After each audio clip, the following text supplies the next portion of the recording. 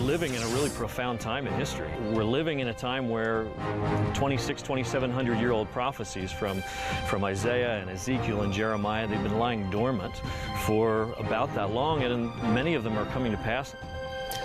On the 70th anniversary of the founding of the modern nation of Israel, wow, see the remarkable transformation that shows biblical prophecies fulfilled. Plus, bogus charges, secret witnesses, and a rigged legal system. The show trial that could put this American pastor in a Turkish prison for the rest of his life. And this Muslim turned Christian faced more than physical opposition for his conversion. Hear the amazing story about the spiritual battle that threatened his family and his future.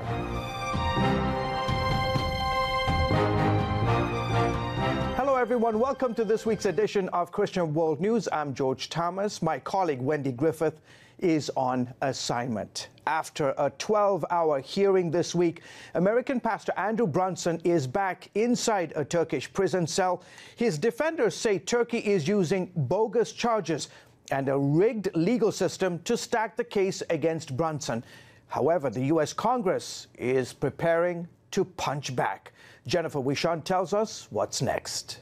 On May 7th, Pastor Andrew Brunson is condemned once again to the notorious prison where he began his 18-month detention, the place where he lost 50 pounds. He can never leave his cell, ever. Not to eat, not to go to the restroom, not to get some fresh air. Christina Arriaga is one of just a few people who've seen Brunson.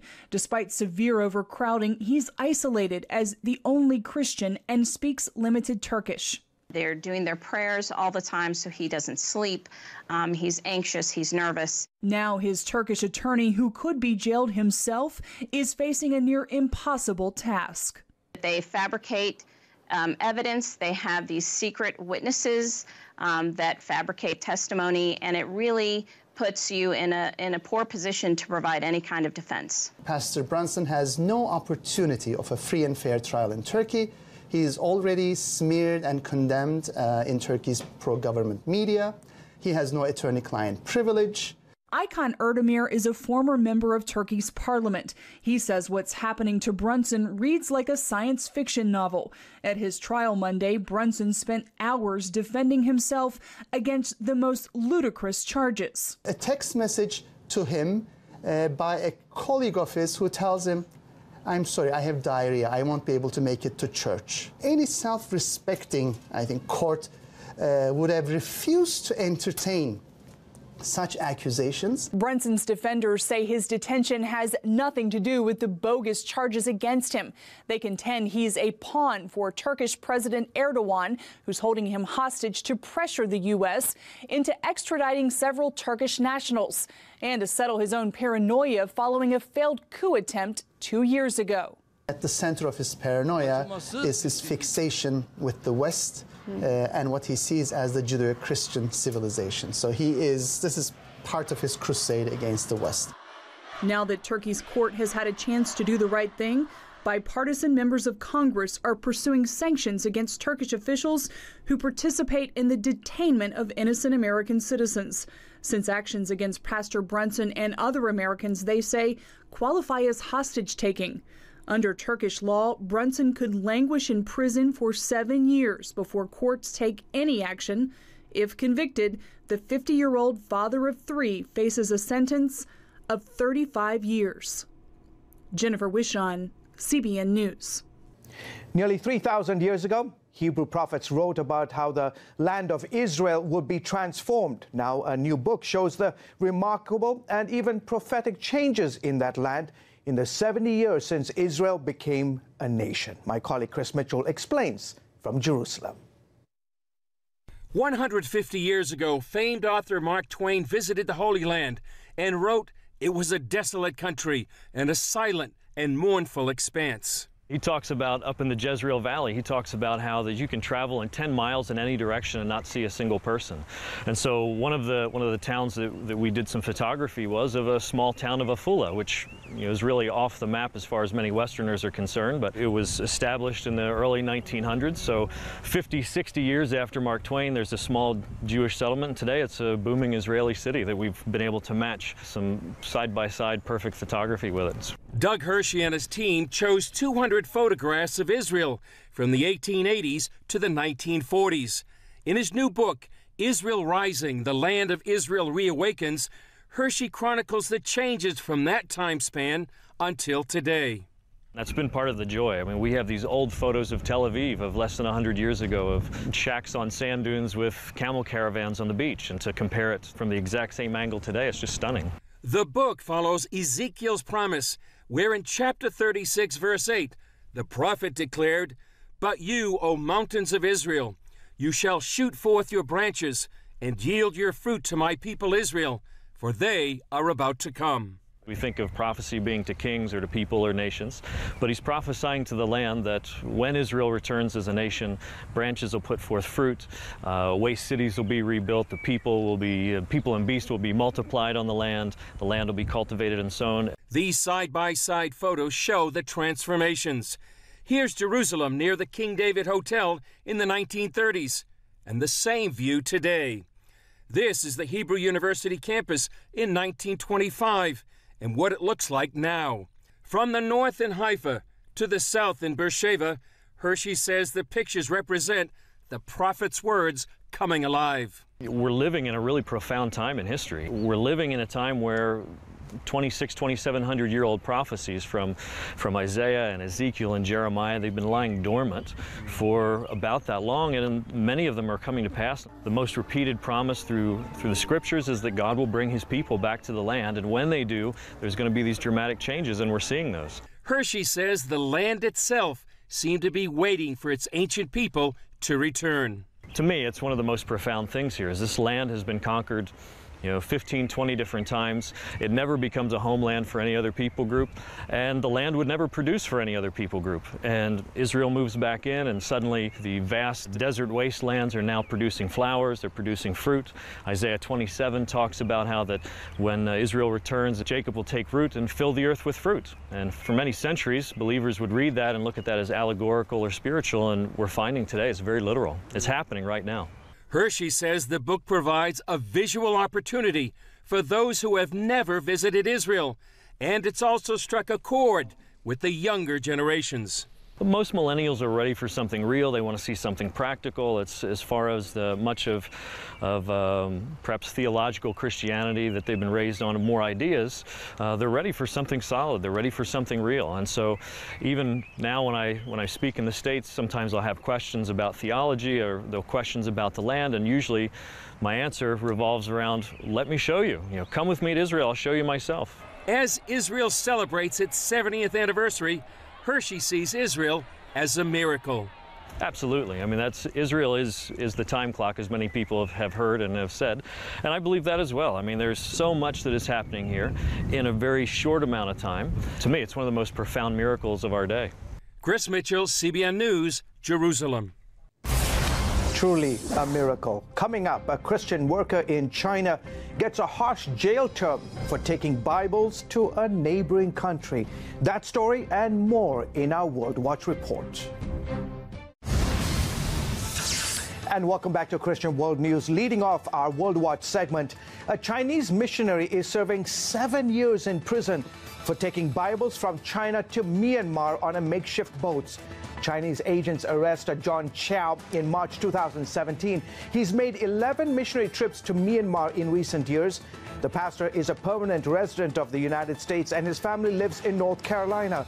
We recently spoke to his son, who is pleading for his father's release.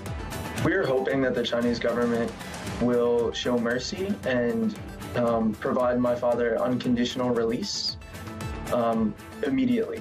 So we understand that the trial resulted in a 7-year sentence that my father's appealing, and we hope that through the appeal process and through some persuasion from the United States government that the Chinese government will release him unconditionally after the appeal process has concluded. Please continue to pray for Pastor Chow. The State Department says it is deeply concerned about Chow's condition and is pressing the Chinese government to release him. Almost 2,000 Kachin Christians are trapped in the jungles of Myanmar as fighting between government troops and rebel forces rages. A Baptist leader says people are facing food and water shortages, and there isn't enough medicine to treat the sick and wounded. The Kachin are members of a minority group in Myanmar. For decades, they've been battling Myanmar's government for their own autonomous region. Some 100,000 Kachin have been displaced from their homes since fighting erupted there back in 2011. An Islamic State terrorist attack against Christians in Quetta, Pakistan, Sunday has devastated the Christian community there. As churchgoers left a service, gunmen on motorbikes drove by and opened fire. Witnesses said they heard the terrorists shout Allahu Akbar as they sped away. One Christian leader now warns that Pakistan has never been more dangerous for non-Muslims than it is now. This is a country steeped in extremist Islamic ideology. I don't think anything is going to change their way of thinking unless it's something very forceful, perhaps international sanctions. Pray for safety and peace for Christians and other minorities in Pakistan. At this juncture in time, I don't believe Pakistan's ever been more dangerous than ever for its non-Muslim population. And sadly, the violence continues. On Easter, 4 members of a Christian family were killed by Islamic terrorists in that same city of Quetta. People in India are joining widespread protests because of a rape epidemic, which one prominent figure describes as a national emergency. It all began when the rape and murder of 2 little girls, one 8 years old and the other about 10. Now celebrities, business people and social activists are rallying for justice. We recently spoke with Christian minister Joseph D'Souza about this violent trend. I am embarrassed, ashamed that the culture of rape has only increased and violence against women has only increased. There is a fundamental problem in the mindset of the Indian male population. It has to do with our culture. It goes across caste and religious background. And the value attached to a woman is second to the value attached to a man. There's such inequality and discrimination. Pray for the world's largest democracy. D'Souza runs a ministry helping women and girls who are sexually abused and trafficked in India. The installation of a new leader could mean a change in religious freedom for Cuba's growing church. Miguel Diaz-Canal was named president as Raul Castro steps aside. Greater religious freedom in recent years has allowed Cuban house churches to multiply, bringing spiritual renewal to the island nation. Church leaders in Cuba are encouraging Christians to pray and remain cautiously optimistic. Former Congressman Frank Wolf says the church must not remain silent about ongoing international Christian persecution. He's particularly concerned about the dwindling number of Christians in the Middle East since the start of the Iraq War back in 2003.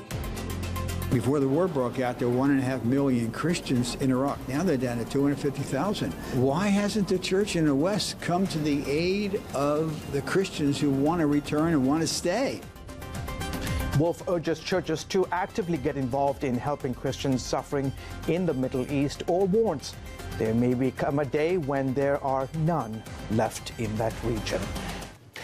Still ahead, this man left Islam to follow Jesus, and all hell literally came against him. That dramatic story when we come back just in a few seconds. Stay with us. And welcome back to Christian World News. The man you're about to meet was once a nominal Muslim who sought a deeper understanding of God. Unfortunately, his search took him to some very dark places and some very scary experiences. But as Lucille Talusan tells us, when he discovered Jesus, he was delivered from the powers of darkness. According to the latest census, Muslim population in Australia has soared to more than 600,000 people, making Islam the most popular and fast-growing non-Christian religion in the country. But while extreme Islamization poses a threat to Australian society, there are Muslims who have made decisions to leave their religion and embrace Christianity. We hear of many stories all around the world of Muslims converting to Christianity through dreams and visions. Here in Australia, we met a Muslim man whose family was tormented by the devil until he experienced a supernatural encounter with Jesus. Ismail is a Turkish Muslim. He migrated to Australia when he was 19. Although he practiced Islam, he considered himself a moderate Muslim because he always had questions about God and Islam. I wanted to know the unknown about God, about the spiritual realms, about, is witchcraft from God or is it from the devil? In his search for answers, he got involved with the occult, not knowing that he opened himself to demonic spirits. He met a Turkish Muslim who called spirits using the Ouija board and a coffee cup.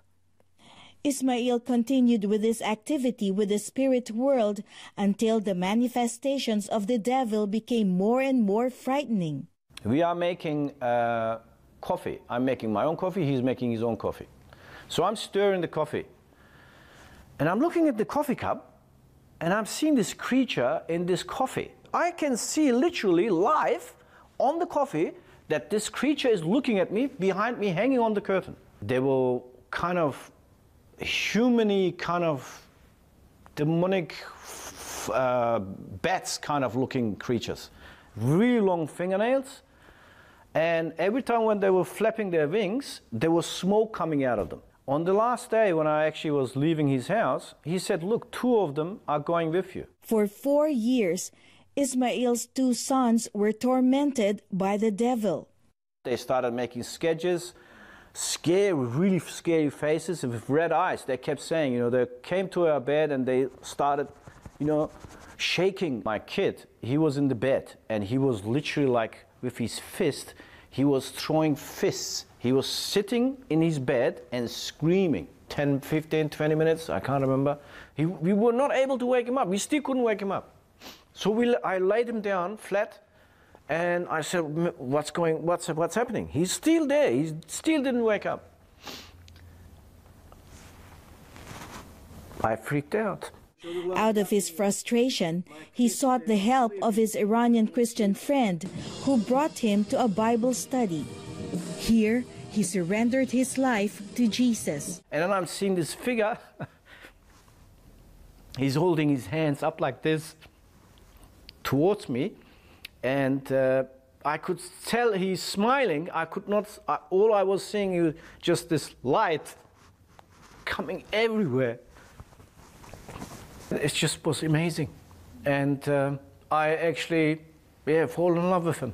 And that's how I converted. The pastor instructed Ismail to pray for 2 weeks, commanding the demons to leave their home. Every night I was praying, I was saying, in the name of Jesus Christ, you have no authority here. Your demons leave. In Jesus' name. His children stopped having nightmares. Since then, Ismail hungered for the Word and began reading the Bible. He compared what the Bible said with the teachings in the Quran. There is nowhere in the book, nobody can find anywhere where Allah says, if you do this, you will go to heaven. There is only one way, and that is if you get martyred and in the way of jihad. I know now the truth. Jesus is as real as you and me. He has created us, and only through his blood we can come to the God the Father. And he is an amazing, compassionate, graceful, forgiving God. Lucille Talusan, CBN News, Melbourne. Incredible. Reminds me of that verse in Isaiah 9:2. It says, the people walking in darkness have seen a great light. On those living in the land of deep darkness, a light has dawned. That's the light of Jesus Christ. When we come back, the First Lady who put family and faith before all else. That story when we return. And finally on the show this week, Barbara Bush was the mother of one American president and the wife of another. She died this week at the age of 92. As Jennifer Wishan reports, Mrs. Bush put family first. Barbara Bush, America's grandmother, the matriarch of the Bush political dynasty, and just the second lady in history to be both wife and mother to U.S. presidents. A no-nonsense woman known for her pearl necklaces, quick wit, and fierce love of family. Her husband's silver fox. I think I have had the luckiest life in the world. But I think if you have someone like George Bush to share it with, it makes it considerably easier. In this 1992 interview with CBN's Terry Mewson, Bush explained what was special about her family growing up. We sat as a family around a table 3 times a day. I think that's something people can try very hard to do. Born Barbara Pierce on June 8, 1925, she grew up in a suburb of New York City. She was 16 when she met her future husband at a dance. The couple had 6 children and together endured the death of their daughter Robin, who lost her battle with leukemia when just 3 years old. And of course, I have great belief in God, and so does George Bush, so that helps a lot. Bush was a fixture in Washington for more than a decade, serving as second lady while the Reagans occupied the White House before moving in herself. As first lady, she focused on improving literacy among parents and children, believing better literacy can solve many of society's problems. In a note to her alma mater, Smith College, shortly before she died, Bush wrote, "I am still old and still in love." She was a popular first lady and celebrated by many at the end for choosing comfort care that allowed her to enjoy her final days with her family. In her 700 Club interview, she encouraged young couples to make family their top priority. I think it's nice to pray together. I think it's nice to tell your children you love them. And I confess I did not grow up where we said that to each other. We were rather stuffy, I think. But now I have no qualms about telling people I love them.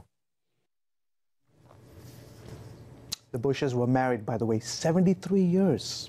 All right, folks, that's it for this week. Until next week, goodbye, and God bless you.